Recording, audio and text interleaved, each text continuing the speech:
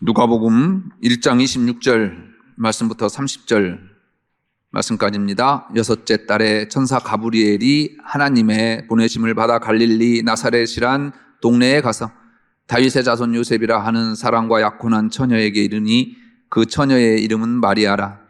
그에게 들어가 이르되 은혜를 받은 자여 평안할지어다. 주께서 너와 함께 하시도다 하니 처녀가 그 말을 듣고 놀라 이런 인사가 어찌 함인가 생각하며 천사가 이르되 마리아여 무서워하지 말라. 내가 하나님께 은혜를 입었느니라. 아멘. 작년 연말에 훈훈한 기사 하나를 접하게 되었어요. 미아원들의 이야기였죠. 청소하면서 주운 동전과 10수년 동안 쌈짓돈을 털어서 불우한 아이들에게 온정을 나눈 사연이었습니다. 내용은 이렇습니다. 강원도 춘천시에 있는 환경미화원들은 2007년부터 길거리를 청소하면서 주운 동전을 모으기 시작했지요. 지금은 동전 찾아보기가 힘들어요. 저 호주머니에서부터 또 저도 지갑을 가지고 다니지 않습니다. 핸드폰 하나 하면 모든 것이 결제가 되기 때문에 현찰을 들고 다니는 일이 없었는데 불과 몇 년 전만 하더라도 길거리 가다 보면 동전들이 많이 떨어져 있지 않습니까? 그러니까 환경미화원들이 청소를 하면서 이 동전들을 많이 주었던가 봅니다. 모인 동전을 어떻게 할까 고민하다가 저소득 가정에 어린 아이들에게 기부하기로 마음을 모았습니다. 동전이 사용하는 것이 줄어든 탓인지 모르겠는데 점차 동전 찾기가 힘들어졌습니다. 그래서 아예 십시일반 걷어서 모든 환경미화원들이 본격적으로 정기 후원을 하기로 다짐했다고 합니다. 이렇게 모아서 전달한 금액이 작년 말까지 총 8,590만 원이었다고 합니다. 후원에 동참한 한 분의 인터뷰 내용을 봤어요.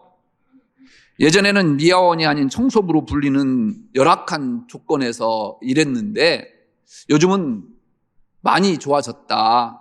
그리고 일반 시민들의 의식도 달라져서 우리가 참 여유롭고 평화롭게 행복하게 일할 수 있게 해졌다. 그래서 우리도 이 사회를 위해서 뭔가 할 수 있는 일이 무엇일까 찾다가 떠오른 것이 바로 동전 기부였답니다. 처음에 50명 정도가 참여해서 시작했는데 지금은 춘천시에 있는 환경미화원들이 모두 합쳐서 125명이라고 합니다. 한 명도 빠지지 않고 125명 전부가 함께 참여한다고 합니다. 무엇보다도 보람이 되는 것은 초등학교 때부터 도왔던 이 아이들이 이제 고등학교 3학년이 되어서 잘 자라고 있는 그 모습을 볼 때의 만족감과 또 감사함을 느낀다라고 이야기합니다. 기자가 코로나19로 인해서 일하는데 어려움이 없느냐라고 하는 질문에 더 감동적인 말을 내놓습니다. 다들 어렵지 않습니까? 제가 힘든 것보다도 도움을 받아야 할 분들이 코로나로 인해서 도움을 받지 못할까 염려가 됩니다. 라는 인터뷰 기사를 보았지요. 참 마음이 훈훈했어요. 돈으로 계산할 수 없는 가치 있는 것들이 세상에는 훨씬 많습니다. 여러분들의 아내, 남편, 그리고 부모님들, 자녀들에 대한 사랑과 감사를 어떻게 돈으로 계산할 수가 있겠습니까? 우리의 믿음과 신앙과 소망과 사랑 그리고 하나님의 은혜를 무엇으로 달아볼 수 있을까요? 그 무엇과도 비교할 수 없는 값진 것들입니다. 그런데 간혹 내가 이 세상에 왜 태어났는지 모르겠다 신세한탄하는 분들 계시죠. 그렇게 말할 수밖에 없는 상황이 있었겠지요. 이해할 만도 합니다만은 그러나 지금 살고 있는 인생이 전부라고 한다면, 끝이라고 한다면 그렇게 이야기할 수도 있겠지요. 그러나 끝이 아닙니다. 전부가 아닙니다. 지금 여러분들이 힘들게 하고 있는 상황은 우리가 살아내야 할 인생의 아주 작은 부분에 불과하다라는 것입니다. 특히 우리는 영원한 삶을 기다리며 사는 사람들이죠. 그래서 결코 우리의 인생을 저주해서는 안 됩니다. 왜냐하면 하나님께서 저와 여러분들의 인생을 주셨기 때문에, 하나님께서 저와 여러분들을 이 땅에 보내셨기 때문에 어떠한 인생이든지 그 인생에 대해서 소중히 여겨야 되고 감사해야 하는 인생입니다. 우리는 어떠한 고난과 역경 속에서도 은혜를 찾아내는 광부입니다. 어떠한 상황이라도 그 속에서 하나님의 은혜는 늘 숨겨져 있기 때문입니다. 지금 도저히 참을 수 없고 또 울분으로 가득 차다 한다 할지라도 지나고 나면 또 이 가운데 하나님의 은혜는 숨겨져 있지 않았습니까? 간혹 이런 말들도 합니다. 세상에 차라리 태어나지 않았으면 좋았을 사람이라고 말입니다. 극악무도한 죄를 지었거나 세상의 암적인 존재들을 일컫는 말입니다. 그러나 우리가 그러한 사람이라고 할 망정 그런 말할 자격이 있습니까? 세상에 태어나지 말아야 할 존재가 있습니까? 그러나 정말 태어나지 않았다고 하면 좋았을 사람이 있기는 합니다. 바로 예수님이 차라리 태어나지 않았으면 좋았을 것이라 이야기한 사람이 있죠. 바로 가룟 유다입니다. 예수님 외에 이런 판단이 가능한 사람이 있을까요? 스스로에게 왜 나를 낳았느냐? 나는 왜 이 세상에 태어났는가? 자신을 부정하는 것은 하나님께서 나를 이 땅에 보내신 것에 대한 참 의미를 몰라서 하는 말입니다. 인생은 이 세상에 존재하는 것만으로도 은혜고요, 복받은 것입니다. 이 세상에 태어나게 해주신 것만으로도 감사합니다. 하나님께서 하신 일이기 때문이에요. 우리의 일이라고 하면, 내가 선택해서 했다고 한다면 감사가 아닐 수도 있습니다. 그런데 하나님께서 하신 일이기 때문에 우리는 감사해야 할 이유와 기쁨으로 받아들여야 할 이유가 있다라는 것이죠. 거기에 나를 택해서 예수 그리스도를 믿게 하셨다라는 건 이것만으로도 더 큰 은혜와 축복이 어디 있겠습니까? 오늘 여러분들이 이 자리에 있다라는 것만으로도 이보다 더 큰 은혜와 축복이 어디 있겠느냐라는 겁니다. 오늘 본문에 이 은혜를 입은 한 사람이 나오지요. 마리아입니다. 마리아는 평범한 사람이었죠. 결혼을 약속한 사람이 있었습니다. 앞으로 그 요셉과 함께 행복한 가정을 이룰 꿈으로 가득 찼겠지요. 그런 마리아에게 청천벽력과 같은 소식이 전해지죠. 자신에게 아이가 잉태될 것이다라는 겁니다. 결혼할 요셉의 아이라면 얼마나 행복하고 감사하겠습니까? 그런데 아니랍니다. 성령으로 잉태된 아이랍니다. 이것을요, 어떻게 요셉에게 설득할 것이며 이해를 구할 수 있겠습니까? 자신도 믿기지 않는 일인데 어떻게 요셉에게 이야기를 하느냐 말입니다. 사형선고나 다름없습니다. 이런 경우 돌에 맞아 죽기 때문이죠. 그런 마리아에게 천사는 은혜를 입었다. 오늘 본문 30절에서 이야기를 해요.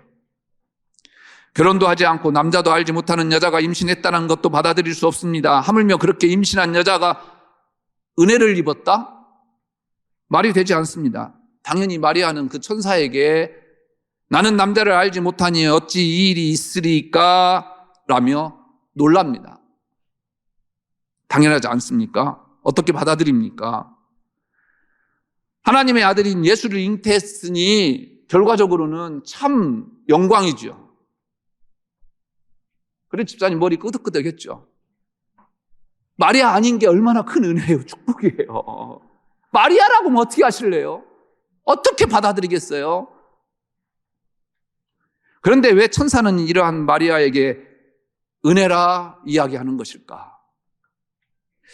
은혜 입었음을 가장 쉽게 깨닫는 방법이 하나 있죠. 그것은 바로 기적입니다. 그래서 사람들은 자신에게 기적이 일어나기를 바라죠.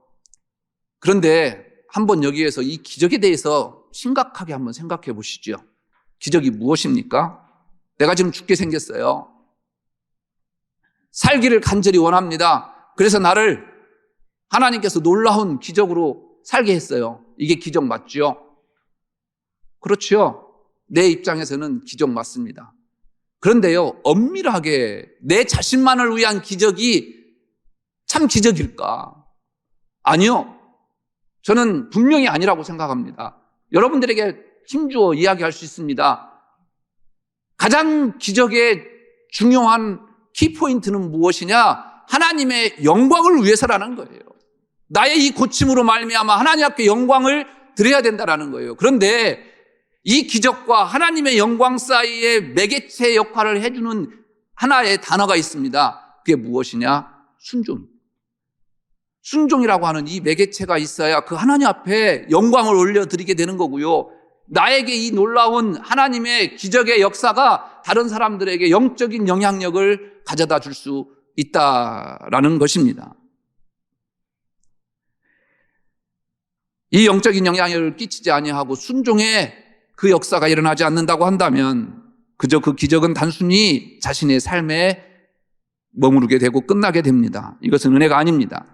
은혜는 여기서 멈추는 것이 아닙니다. 순종으로 한 발자국 더 나아가는 것이 바로 은혜입니다.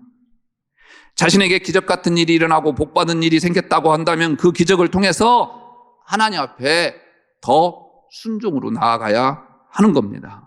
그럴 때 하나님께 영광이 되고 그 영적 영향력이 다른 사람에게도 미치게 된다는 것입니다. 이것을 엄밀한 의미에서 은혜라고 이야기할 수 있습니다. 그래서 오늘 제목을 더 큰 은혜를 사모하라라고 잡은 이유입니다. 천사가 마리아에게 보라 내가 잉태하여 아들을 낳으리니 그 이름을 예수라 하라 말하지요. 나는 남자를 알지 못하는데 어떻게 이런 일이 있을 수 있습니까? 깜짝 놀랍니다. 하지만 마리아는 이어지는 천사의 자세한 설명을 듣고는 뭐라고 답합니까? 주의 여종이 오니 말씀대로 내게 이루어지이다. 처녀인 자신에게 임신된 것은 죽을 수 있는 큰 문제예요. 그럼에도 마리아는 그 하나님의 섭리를 받아들입니다. 순종이죠. 그래서 마리아가 마리아인 것입니다. 천주교에서는 이 마리아를 신적인 자리에까지 옮겨놓는데 그것은 저는 절대로 반대를 합니다. 이 세상에 온 그 어느 누구도요 예수 그리스도 외에는 신적인 자리에 올라갈 수가 없어요. 물론 성인들 있죠. 본받을 만한 사람들이죠. 마리아 본받을 수가 있습니다. 이러한 신앙만큼은 우리가 본받아야만 하는 것이지만 신적인 자리에 올라가서 추앙받아야 될 그러한 존재는 하나도 없다라는 거죠. 하지만 분명 이 마리아는 우리가 감수하기 힘든 또 감내하기 어려운 그 순종을 가지고 있음에 충분합니다. 분명합니다. 이 순종으로 어떤 결과가 일어났습니까? 하나님의 섭리가 이 땅에 시작된 것입니다. 예수 그리스도가 그의 순종으로 시작돼서 이 땅에 오신 것입니다. 그리고 더 큰 놀라운 역사가 일어나게 되지요. 저와 여러분들이 이 자리에 있다라는 거예요.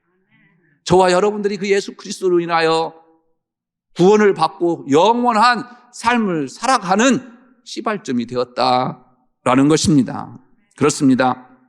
하나님의 일은 이렇게 작은 순종에서부터 시작됩니다. 여러분에게 어떤 일이든 그것이 하나님의 일이라고 하면 순종하십시오. 여러분들이 순종이 분명히 여러분들에게는 복이 될 것입니다. 그 복이 여러분들에게 끝나지 아니하고 사람들에게도 기쁨이 되고 결국 하나님께는 영광에 이르게 될 것입니다. 아브라함의 순종을 보십시오. 그것으로 끝났습니까? 아니요. 어떻게 보면 지금까지 그 아브라함의 그 순종으로 말미암아 그 은혜를 축복을 우리가 누리고 있는지도 모르겠습니다.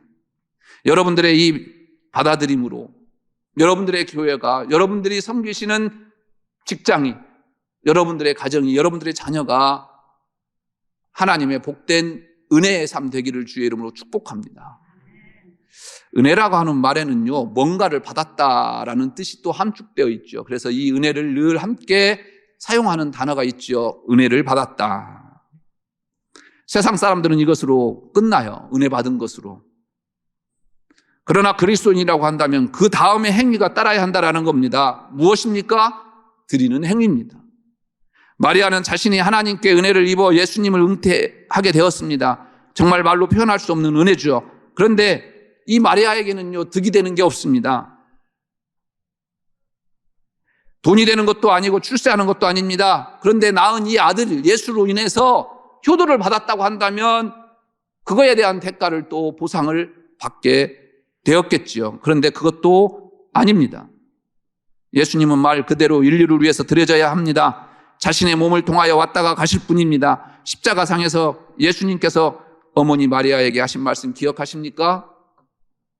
보소서 여자여, 아들입니다. 권사님, 기가 막힌 얘기잖아요. 물론 성령으로 잉태해서 내 의지로 낳은 아들이 아닙니다. 그런데도 육적이 넘어지지 않습니까? 그런데 그 예수님이 하나님의 아들이겠지만 그 육적인 몸에 내 아들이 보소서 여자여 당신의 아들입니다라고 하는 그 말을 그 십자가성에서 들었을 때 이 마리아의 마음은 어떠했겠습니까? 참 기가 막힐 노릇입니다. 그런데 마리아는요, 이럴 줄 알았습니다. 그럼에도 마리아는 그것을 감사했습니다. 그것을 오늘 천사는 은혜라고 표현하고 있는 것입니다. 인류를 구원하실 메시아가 자신의 몸으로 오는 것은 영광 중에 영광입니다. 그런데 그분을 다시 드릴 수 있다라는 것이 은혜라는 것입니다. 세상에서도 은혜 받은 자에게 따라오는 의무가 있습니다. 그것을 노블레스 오블리주라고 하죠. 노블레스 오블리주란 귀족들은 태어나면서부터 타고난 신분에 따른 각종 혜택을 받는 만큼 윤리적 의무도 다 해야 한다라고 하는 프랑스어죠.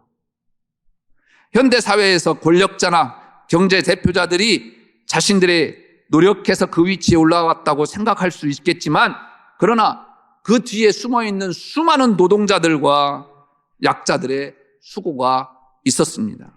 그들의 노고로 지금 그 자리를 누리고 있는 것입니다. 그러니 그 지위를 통하여 얻은 이익만큼 사회에 환원해야 하고 사회를 섬겨야 한다라고 하는 뜻이죠. 목사도 마찬가지죠. 제가 이 자리에 있는 것이 제 혼자의 힘입니까? 아니요, 우리 부모님들의 기도가 있었습니다. 무엇보다도 여러분들의 기도가 있었죠. 그렇다고 한다면 이것을 누리고 있는 저의 은혜와 축복을 여러분들에게 마땅히 돌려드려야 한다는 거죠. 그런데 늘 저는 여러분들에게 죄송하지만 실망을 끼쳐드리고 아픔을 드릴 수밖에 없는 그러한 존재입니다. 어떤 면에서 우리는 마리아보다 더 많은 것을 받았다고 할 수도 있습니다. 마리아가 자신의 몸을 통하여 하나님이신 구세주를 잉태한 것은 무엇과도 비교할 수 없는 은혜 받은 것임에 틀림없죠.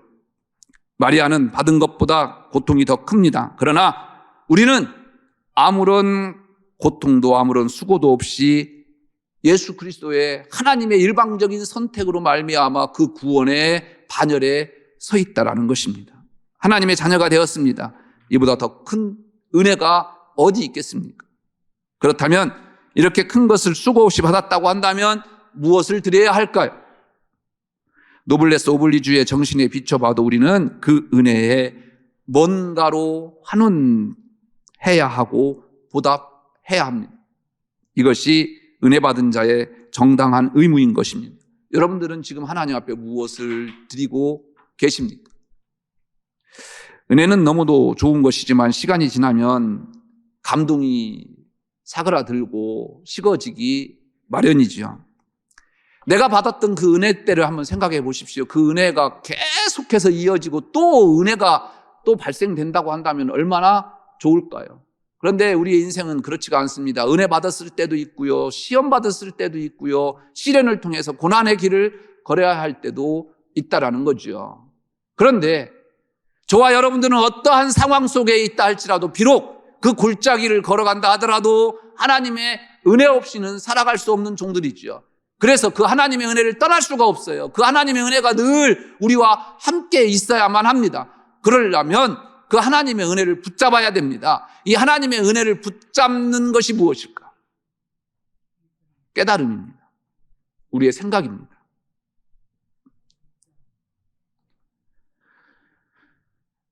마리아는 어느 날 갑자기 받은 은혜를 한 번으로 끝내지 않습니다.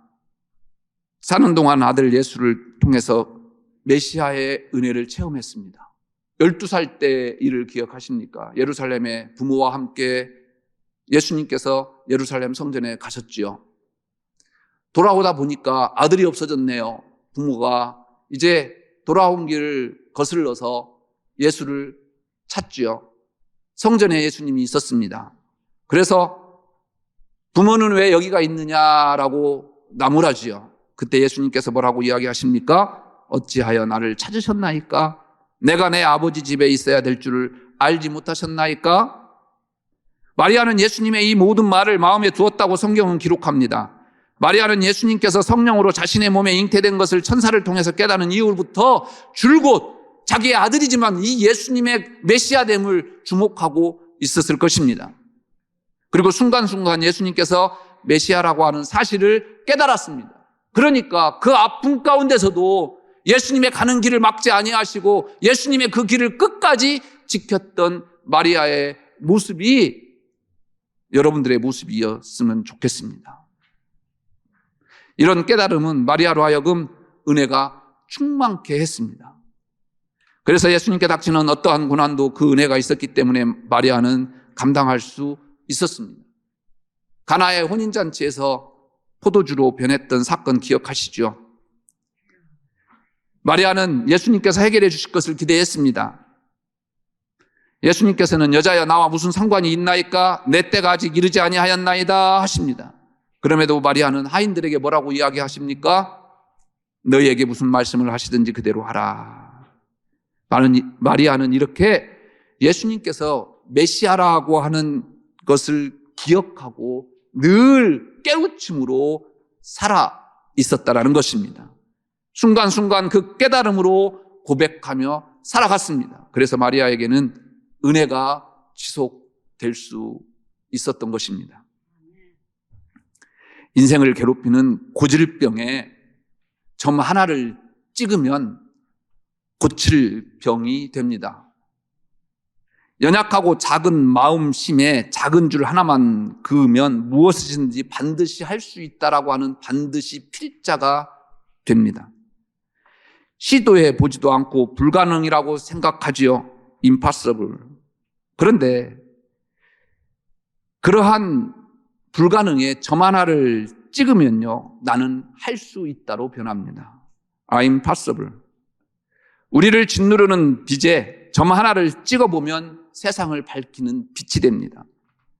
꿈은 어느 곳에도 없다. Dream is nowhere라고 하는 그 말이 단 한 걸음의 띄어쓰기만으로도 꿈은 바로 여기에 있다. Dream is now here라고 하는 말이 됩니다.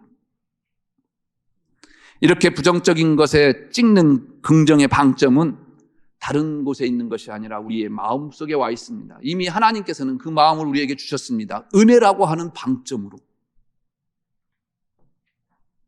주님께서 사랑하는 성도 여러분, 이 은혜의 방점은 이 세상을 이길 수 있는 어떠한 능력도 갖고 있습니다.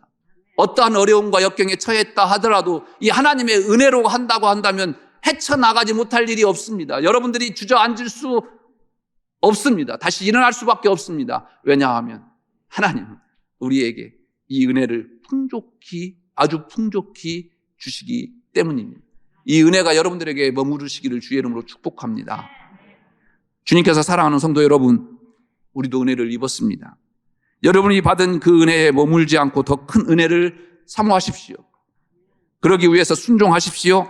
받은 은혜를 기억하며 드리십시오. 무엇보다도 그 은혜를 늘 기억하며 깨달으십시오.